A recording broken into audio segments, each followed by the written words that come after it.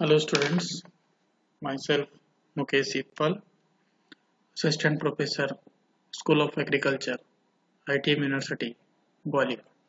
So today I am going to deliver my lecture on the topic definite integral.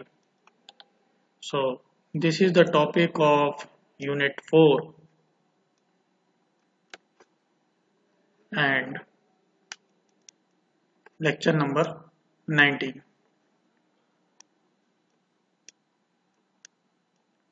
So what is definite integral? Actually, definite integral is an approach in which we use the techniques of integration and calculate the area, volume, central points of many figures. If it is two-dimensional or three-dimensional, for two-dimensional figures we calculate its area, and for three-dimensional figures we can calculate its area as well as its volume with the help of definite integral technique. The area can be found by slices, adding the slices that approaches 0 in width. So here two diagrams are visible to you. So we have to calculate this entire area which is covered by blue strips. So we sliced this entire area into number of strips, and with the help of length and width of any strip, we can calculate the whole area of the strip by the use of definite integral technique. So how we can calculate these area or volume, so that will discussed in today's lecture. So here the first thing that is important in this subject or in this topic. So this sign is like S. This is the symbol of integration, and this 2x is the function that we want to integrate, and dx means slices along x direction. So we have sliced the whole figure in x direction. So this is the main thing that is in the definite integral that we use.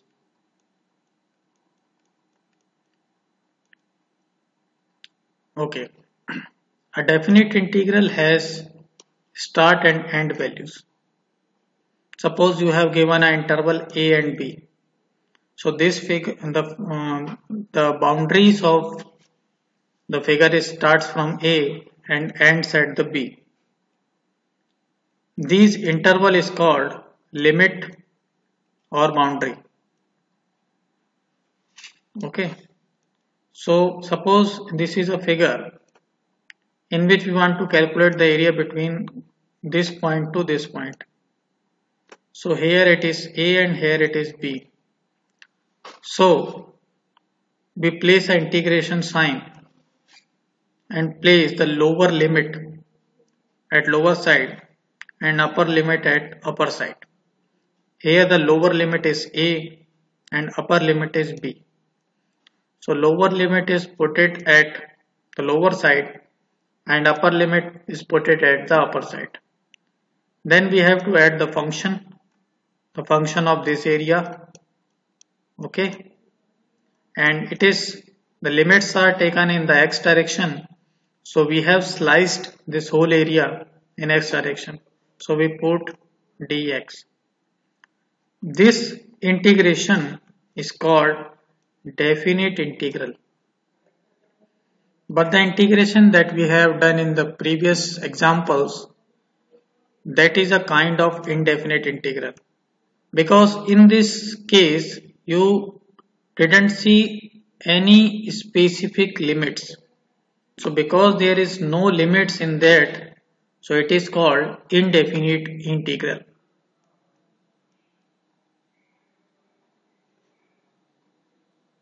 After solving this function fx and integrating this function with respect to x, then we put the limit, upper limit minus lower limit in the question. So we will see that things in the numerical problems. So okay, suppose you have given a question. Here the limit is 1 to 2 and function is 2x, 2dx. When we go with the technique of indefinite integral, the integration of 2x is 2 comes to the front side and x into dx will be x square upon 2. 2 and 2 is cancelled, only x square is remaining, and after the integration we place a plus sign, plus c. So this x square plus c is the integration of this 2x into dx. But now we don't put any limits.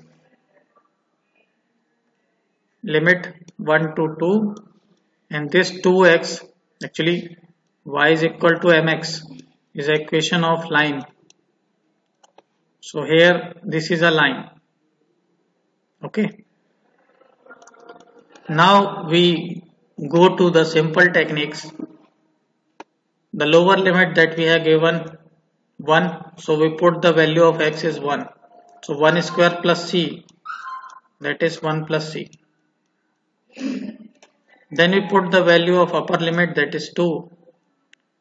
So it becomes 2 square plus c. So that is 4 plus c. Then we subtract upper limit minus lower limit. So from c and c will be cancelled and 4 minus 1, that is equal to 3. So 3 is the answer of this question.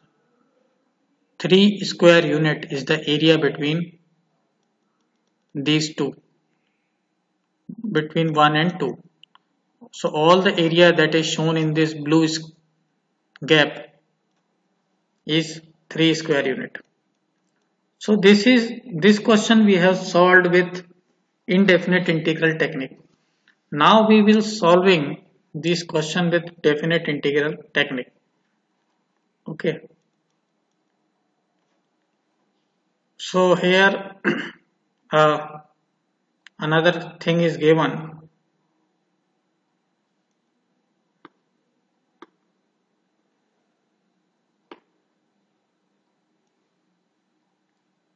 Here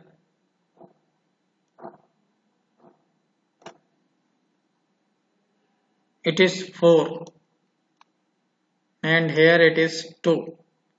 2x, value of x is 1 and the value of x is 1.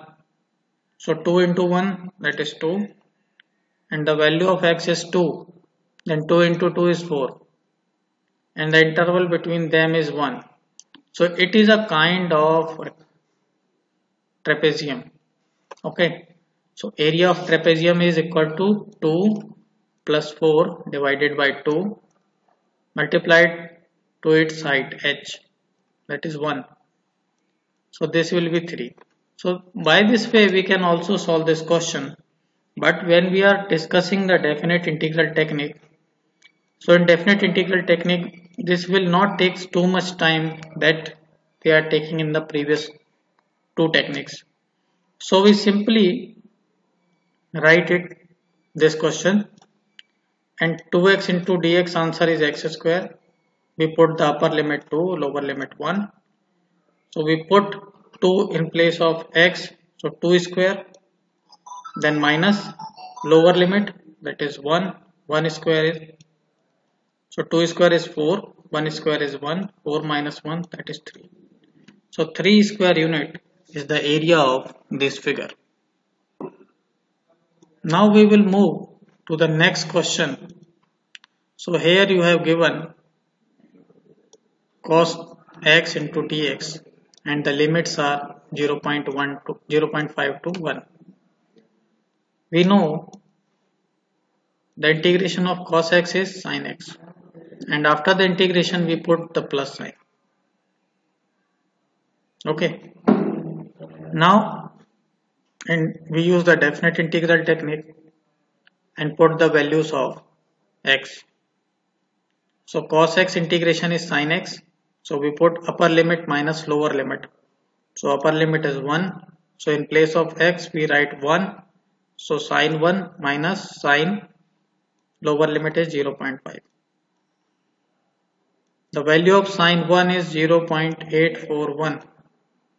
Then minus value of sin 0.5 is 0.479. Then we subtract both these. Then we get 0.362. How the values of sin 1 and sin 0.5 is we get? So that values you can get when you use a scientific calculator and write sin 1 sin 0.5. So that will give you the values that is given that we have put it in this question.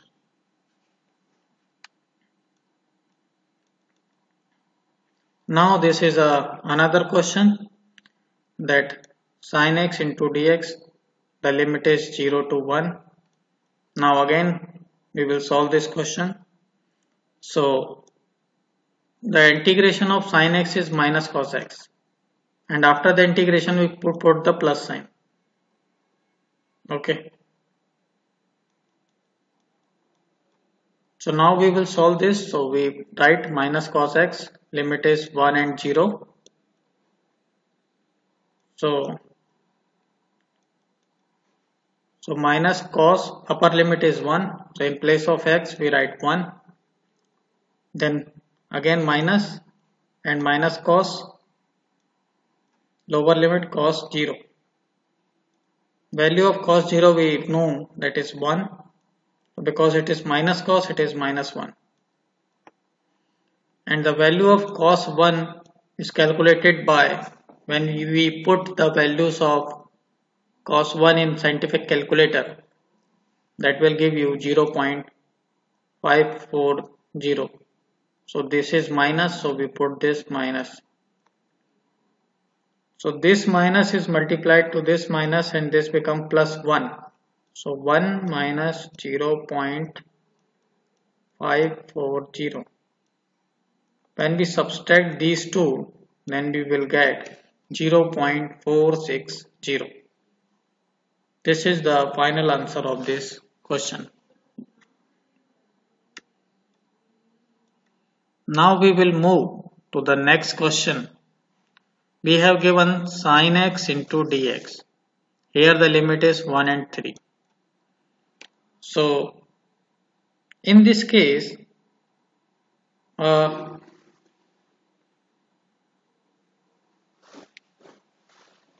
new thing we will see that the value of cos theta is varies from 0 to 1, but it does not go to the 3.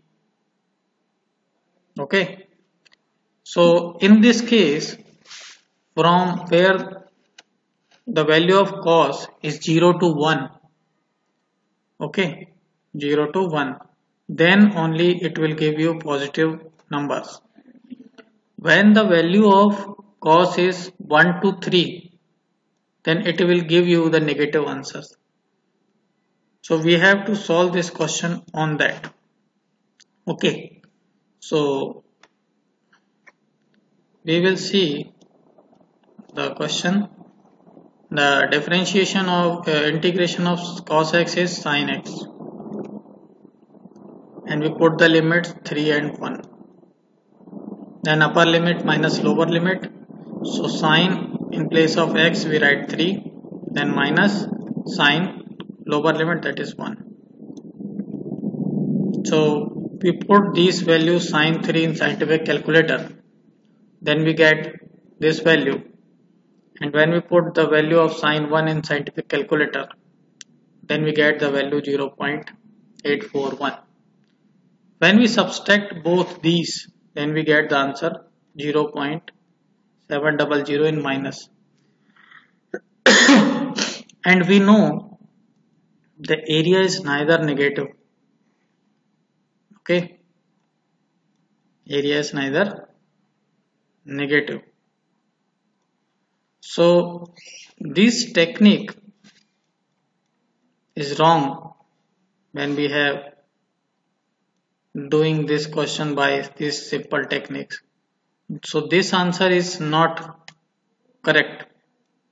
So we have to solve this question by some another technique. Okay. So how we will solve these questions? So entire limit is divided into two portions. Okay. So it is from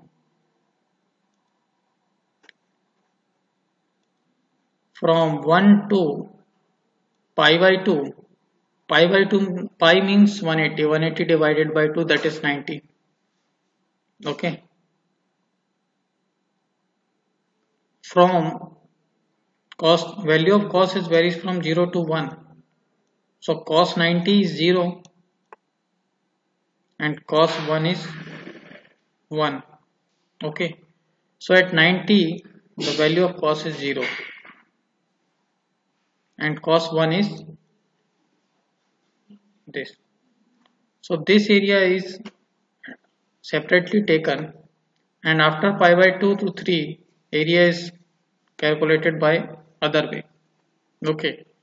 So now here you have two limits, 1 to pi by 2 and the second limit is pi by 2 to 3. Okay. So firstly we will solve this question from a limit 1 to pi by 2, and we know the integration of cos x is sin x. So sin upper limit is pi by 2, so we write pi by 2 minus lower limit sin 1. So sin 90 is, value of sin 90 is 1 and value of sin 1 is 0.841. So this is negative sign, so we place negative sign. Then we subtract both these readings so that we can get 0.159. Now we will solve this question by putting the limits pi by 2 to 3. The question is same, that is cos x into dx. The integration of cos x is sin x, so we put sin and upper limit, that is 3, minus sin lower limit, that is pi by 2. Value of sin 3 is 0.141, then minus sin 90 is 1. When we subtract both these, then we get minus 0.859, but area is neither negative, so we will add this number with the number that we have calculated here. So this is equation 1 and this is your equation number 2.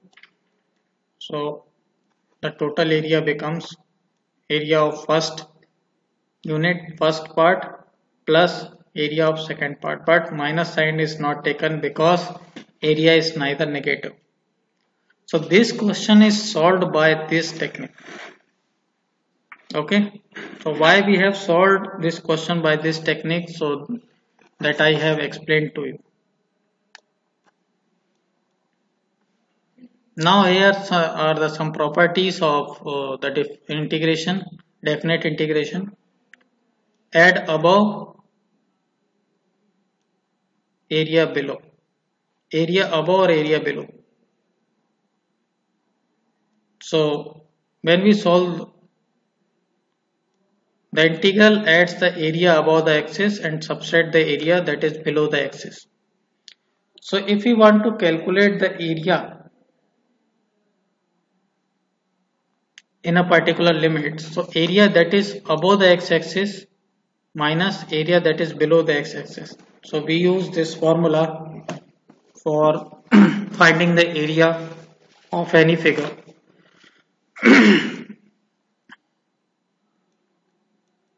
Then adding function. Integral of f plus g equals to integral of f plus integral of g. So if we have two functions, that is fx and gx, and we want to calculate the area, then we have to take first fx function and integrate them on a limit a to b. Then we place plus sign because here it is plus, and we put the second function gx into dx, and again we have to integrate this function on the limits a to b. Reversing the interval. So if we reverse the integral, then we have to place the negative sign. So here the limits are a to b, and if we change the limit from a to b to a, then we have to place a negative sign in front of the function.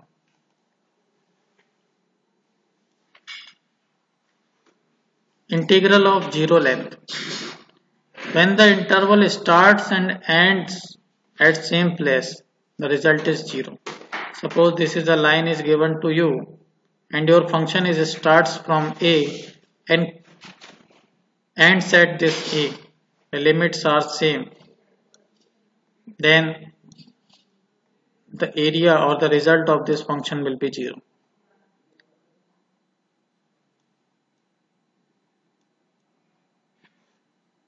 Adding intervals.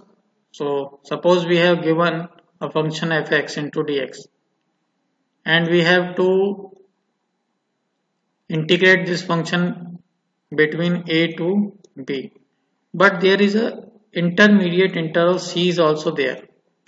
So we can also integrate the function between a to c, limit a to c, then plus c to b. So we can divide the limits into two parts, between a to c plus c to b. The function is same, fx into dx.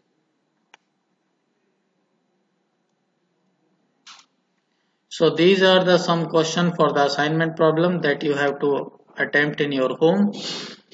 So I think you are aware about the definite integral techniques, and you are able to attempt these questions by the use of definite integral techniques. So thank you so much.